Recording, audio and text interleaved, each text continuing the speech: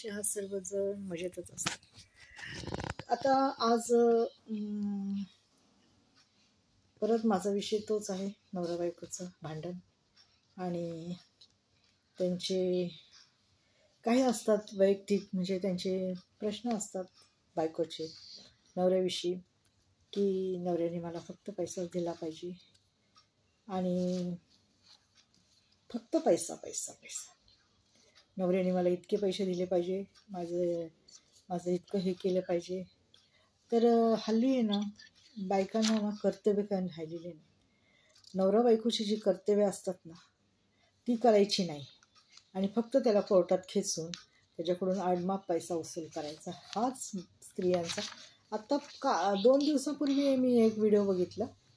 त्या बाईने आपल्या नवऱ्यावर खोटी केस दाखल केली आणि खोटी केस करून ती नवऱ्याकडून, तिच्या त्या मॅटरमध्ये सर्व पैशाच्याच गोष्टी आहेत, पैशाशिवाय काहीच नाही. तुम्ही लग्न केलं ते फक्त पैशासाठी केलं का? मला मान्य आहे, पैसा संसाराला लागतो, मुलाबाळांना सांभाळायला पैसा हा लागतोच, परंतु पैशाच्या पलीकडचं पण काही नातं असतं हो नवरा बायकोंचं. असं नसतं, फक्त पैशावर नातं टिकत नसतं, त्याला भावना लागते, एकमेकाचा मान सन्मान लागतो, विश्वास लागतो, सर्व गोष्टी आवश्यक आहेत. आणि मग कोर्टात जायचं, नवऱ्यावर केस टाकायची आणि खोटे नाटे काही आरोप करायचे, त्याला काही अर्थ नाही. त्याला एक काय भक्कम पुरावा लागतो, की नाही. आणि हल्ली आत्ता सध्या असं झालेलं आहे, खोटे केसेस जास्त चालतात आणि ज्याच्यावर खरंच अन्याय होतो ना, ती स्त्री कधीच नवऱ्याविषयी काही शब्द पण काढत नाही.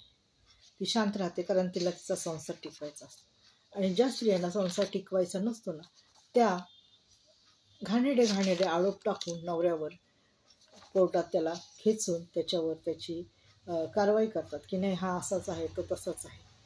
काय अधिकार आहे कोणाला काय बोलण्याचं? तुमच्याकडे पुरावे आहेत, पुरावे असल्याशिवाय कोर्ट काही बोलत नाही, हो की नाही. आणि हल्ली स्त्रिया तरी कुठं धुतल्या तांदळाच्या राहिलेल्या आहेत, नाही का? हां, त्यामुळं आपण कोणावर आरोप करताना पहिला आपलं बुडाखालचा अंधार बघायचा आणि मग दुसऱ्यावर आरोप करायचे. उगाचच जीव आहे म्हणून काही बोलत बसायचं नसतं. आणि अशाने काय होतं, संसार तुटला जातो, एकमेकाची मनं दुखली जातात, एकमेकापासून एकमेकाला काही पडत नाही. तुमचं जाऊ द्या, मी काय म्हणते, नवरा बायकोंचं हे नातं तुम्हाला जर तोडायचंच आहे तर तुम्ही तोडू शकता, त्याला कोणीच रोखू शकत नाही. पण जे काही अपत्य आहे, जे काही मुलं आहेत तुम्हाला, त्यांचं भविष्य धोक्यात येतं, एवढं मात्र नक्की. तुमच्या भांडणामध्ये, तुमच्या पैशाच्या ह्याच्यामध्ये मुलं हाकणाक बळी पडतात.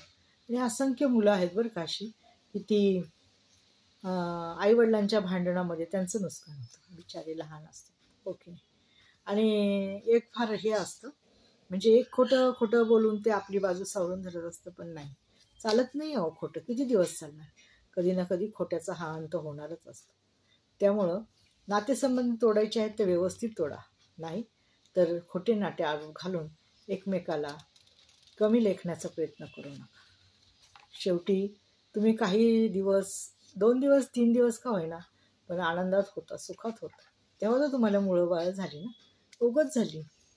परंतु शेवटी काय आहे, वकील सांगतात असा आरोप घाला, तसा आरोप घाला, आणि आपण घालायचा नाही. आपल्याला अक्कल आहे ना, आपण आपल्या मनाने करायचं. नाही बाबा, मला पैसे पाहिजेत, त्यांनी एवढे पैसे द्यावेत, आणि अशा अटी आहेत. काय क्षुल्लक असतात गोष्टी, एकदम क्षुल्लक असतात. इकडून पण होतं, तिकडून पण होतं, आणि नातं सरळ व्हायला उशीर लागत नाही. पण जर वाढवायचं असेल एखाद्याला, तर ते गुंता वाढवत जातं आणि शेवटी नातं तुटून जातं आणि नुकसान होतं, ते मुलाबाळांचं होतं. एवढं मात्र लक्षात ठेवा, बाकी कोणाचं काही जात नाही.